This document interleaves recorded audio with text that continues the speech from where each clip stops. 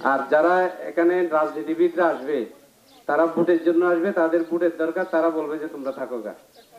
তাহলে এই পরিস্থিতিতে এইভাবেই থেকে কিভাবে আমরা বন রক্ষা করতে পারি সেই থিওরিটা আমাদেরকে বের করতে হবে।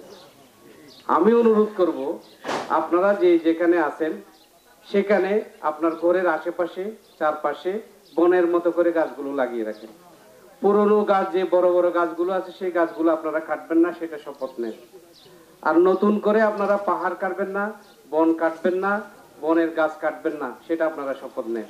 প্রশাসন এখন নিরপেক্ষ, ওনারা স্বাধীনভাবে কাজ করছে।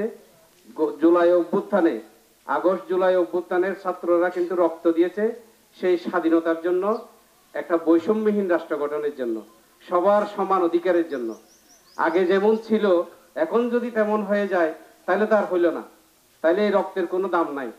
সুতরাং আমাদের সবাইকে আস্তে আস্তে ভালো হতে হবে, আমাদের সবাইকে একটু সচেতন হতে হবে যে পরিবেশ রক্ষা, ভবিষ্যতের জন্য পরিবেশ রক্ষার জন্য আপনাদের সচেতনতা প্রয়োজন, আমাদের ভবিষ্যতের জন্য আমাদের সচেতনতা প্রয়োজন। একটা গুরুত্বপূর্ণ কথা বলেছে, সেটা হচ্ছে নিঃশ্বাস। করোনার সময় আপনারা দেখেছেন, করোনাকালীন যার শ্বাসকষ্ট হয়েছে, মিনিটে শত শত টাকা, হাজার হাজার টাকা দিয়ে সে অক্সিজেন নিতে পারে নাই। আমাদের এক চট্টগ্রামের শিল্পপতি মারা গিয়েছিলেন, উনি পুরো হাসপাতালটাই অক্সিজেনের সিলিন্ডারে ভরে দিয়েছেন পরবর্তীতে, কিন্তু ওনার ভাইকে রক্ষা করতে পারেন নাই।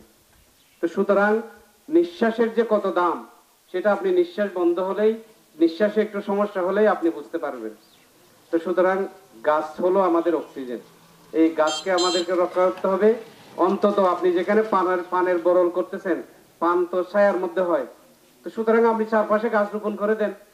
আপনি ওখান থেকে গাছ না কেটে পানের বরল যেটুকু করলেন সেটুকুর মধ্যেই আপনি গাছ রোপণ করে দেন। তো আমার বক্তব্য হচ্ছে এই, শুধু দুইটাই আপনাদের কাছে অনুরোধ।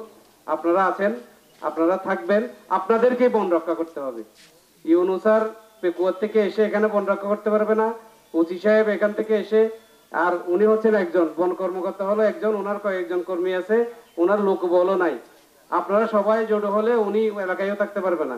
তো সুতরাং ওনাকে আপনাদেরকে সহযোগিতা করতে হবে। উনি সরকারের দায়িত্ব পালন করতেছে, উনি বন রক্ষার প্রহরী হিসেবে ওনাকে দিয়েছেন সরকার। তো সুতরাং উনি ওনার ব্যবস্থা নিতে হবে। আপনারা যদি ওনার কথা না শুনেন মামলা দিতে হবে।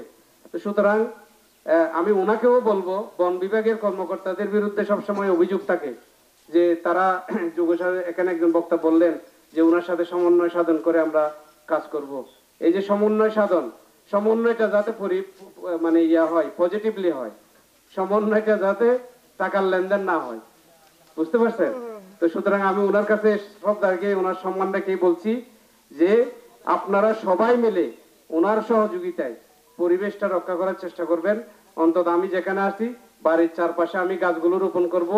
বড় বড় যে গাছগুলো আছে আমরা সেগুলোতে হাত দেব না, আমরা পাহাড়ের ভিতরে গিয়ে গাছ কাটবো না, এবং আমাদের পানের বরল যেগুলো আছে এগুলো চারপাশে আমরা কিন্তু আজকে শপথ নেবেন, আপনারা গাছ রোপণ করবেন। আপনি কি বাসার বাইরে স্বাস্থ্যসম্মত খাবার নিয়ে চিন্তিত?